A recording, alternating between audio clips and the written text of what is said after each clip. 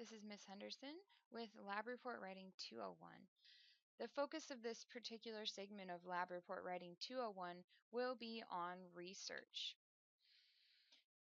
And we will cover evaluating the credibility of sources as well as citing sources.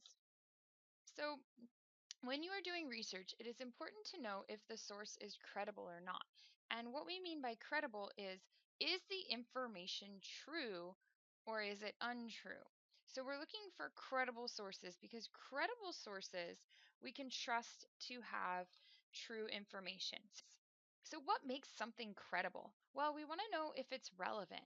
So if it's old, and we consider old anything published over 10 years ago, you're going to want to double check to make sure that that information is still valid because there's so much that we do know, but on the other hand, there's also so much that we don't know. So as we get new information, science is going to change and incorporate that new information. Another way to know if a source is credible is knowing the author's purpose. So, for example, if you're researching GMOs and the title of the website is Ban GMOs, they are the devil and they will kill you, does that seem like a source where you're going to get unbiased, completely accurate information?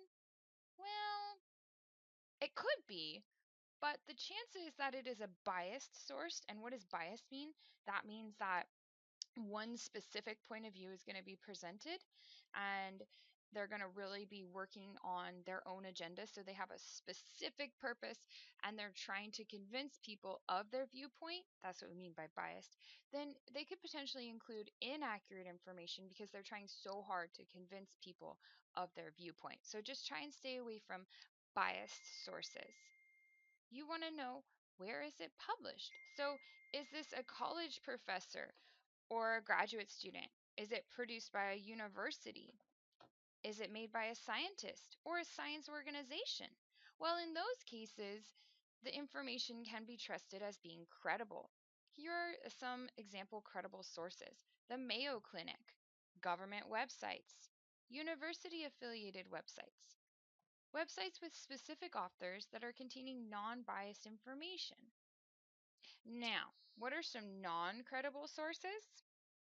Well, if it's on Yahoo Answers or social media such as blogs or Twitter accounts, it's not going to be considered credible. And you do not want to include information from sources like these because mostly those are people's specific opinions and anyone can post to them. And so you can't trust whether or not they're accurate. So just stay away from any of those sources. If you want more help, the University of Santa Cruz has a great page on their library website, that's the link is right down here, that can help you to decide if sources are credible or not. Let's look at a few more examples. So credible sources, and credible means we can trust that they're true. So these are the types of sources you want to include. Would be anything with .edu at the end, because those are by schools and educational groups, such as universities. .gov, these are going to be your government operated websites, and that information can be trusted as true.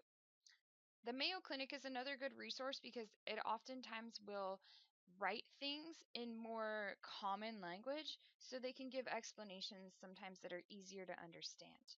Now, in knowing what sources are and aren't credible, it's important to understand what the different domains mean. So domains are going to be those endings at the end of the web address, at the end of the URL.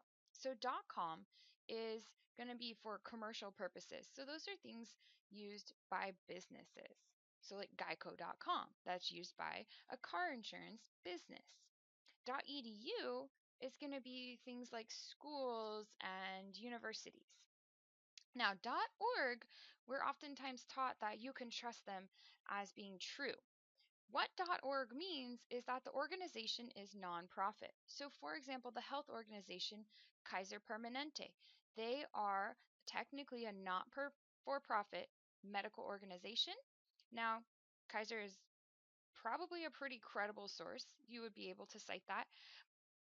But there are other .org sources that could be biased because all they have to be is a nonprofit organization. So for the most part, .org is true, but that's one of those that you need to consider the specific case and double check for bias or not. Now, let's look at some of them that are not considered credible sources.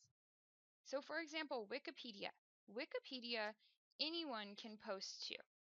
And it's usually correct, but because anyone can post to it and the Wikipedia authors might not have had a chance to approve it and double check it, there could be wrong information that slips through that evaluating process. So it's a great place to start, but it's not necessarily a source that you want to cite. You're going to want to do more research beyond.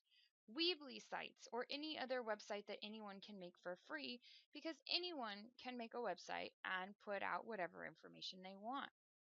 Social media sites, so that's like, or Twitter. So if it's a tweet, do not cite a tweet. That is not research.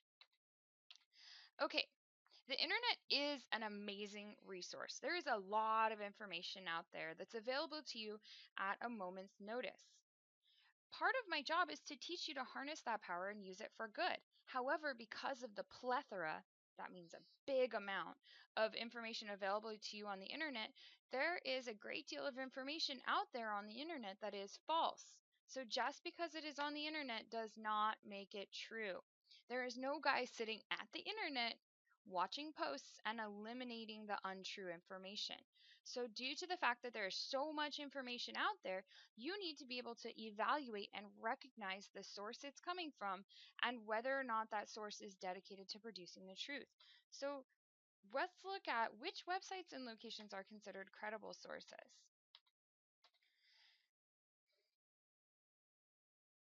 Pause the video and take a moment to determine for yourself which are credible. Which are considered not credible sources? Well, every source listed is considered a credible source except for Yahoo Answers and Twitter and Wikipedia.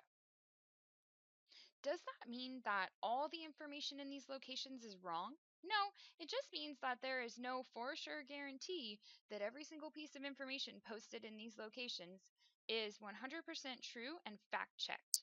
I consider some of these sources a great starting point. So, for example, you can look up on Wikipedia and it can give you a great overview and a great place to start, but you want to make sure that you scroll down to the bottom of the article and look at those references that there are links to and click those links and go there and double check that the information is correct.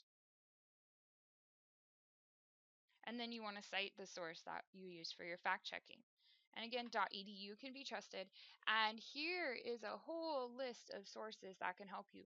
Google Scholar is great. If you want to learn more about how to use that, just come see me.